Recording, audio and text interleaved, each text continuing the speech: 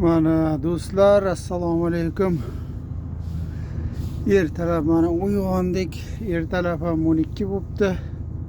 Bitta choy ichib hozir. Endi har kuni endi odat qilib o'rganib olganman. Ertalab turib mashinaga qaypayti bir uxlab dam olsam, turib mana bunday qilib bakteriyalarni, musor chang-panglarni o'ldiramizda. Bu oddiy suv, lekin ozroq bo'lsa ham toza qiladi.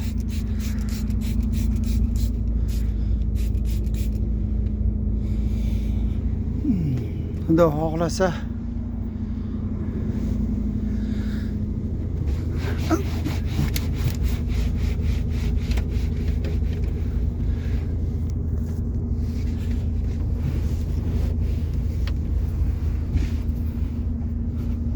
toza turgani yaxshi-da.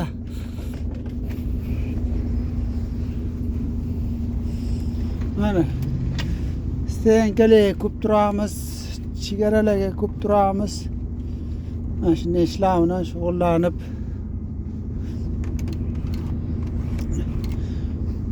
endi o'zimcha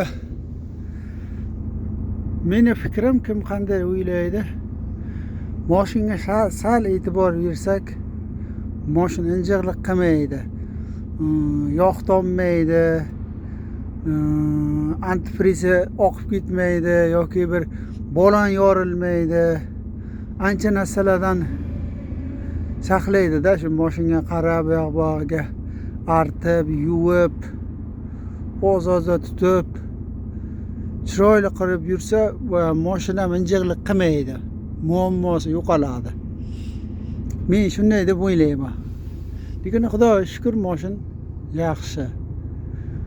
Hozir Qirg'izistondan kelyapman. Balonim yorilgani yo'q, Xudoga shukr. Antifrizim oqib ketgani yo'q, Xudoga shukr. Tintim ochilib ketgani yo'q, Xudoga shukr. Yo'llarda bo'ladi shunday holatlar, tintlar ochilib ketadi.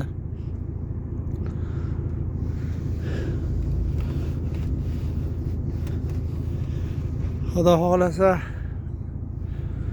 nasib bo'lsa Afg'onistonga qarab yo'l oldik. Kanalga qo'yaman shu videoni. Xudo xohlasa, kim nima fikrda bo'lsa kommentariya yozing. Rahmat, sog' bo'linglar.